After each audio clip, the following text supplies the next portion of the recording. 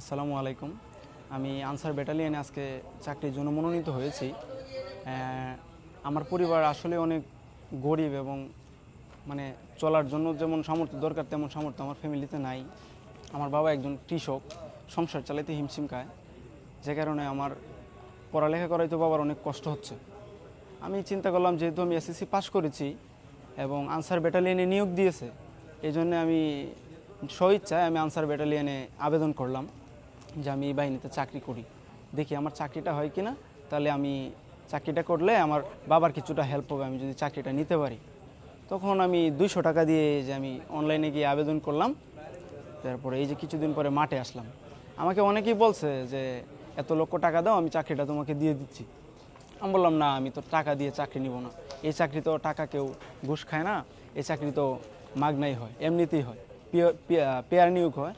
যে কারণে আমি কারো কাছে স্বজনপ্রীতি করি নাই, টাকা দিয়ে চাকরি নেওয়ার জন্য কারো কাছে টাকা দিই নাই। আমি মাঠে স্বইচ্ছায় আসছি এবং এই আবেদনপত্রের ফর্ম নিয়ে আসছি এবং আমার আজকে ফ্রিতেই চাকরি হয়েছে। এটার জন্য আমি অনেক খুশি। আর স্যারদের প্রতি আমার আন্তরিকভাবে অন্তঃস্থল থেকে ভালোবাসা আমাকে এই চাকরিটা দেওয়ার জন্য। আমি আসলে অনেক মানে আমার চোখ দিয়ে জল জল বেরোয় আসতেছে। আমার বলার আসলে কিছু নাই, আমি অনুভূতিটা আমি বলে প্রকাশ করতে পারবো না। এটা যেটা আমি আজকে চাকরি পাইছি, আমার যে অনুভূতিটা ভিতরে, আমার বাবার জন্য আমি কিছু করতে পারবো, এরকম একটা অনুভূতি আমার ভিতরে প্রকাশ হয়েছে, এটা আমি বলে প্রকাশ করতে পারবো না। আসসালামু আলাইকুম।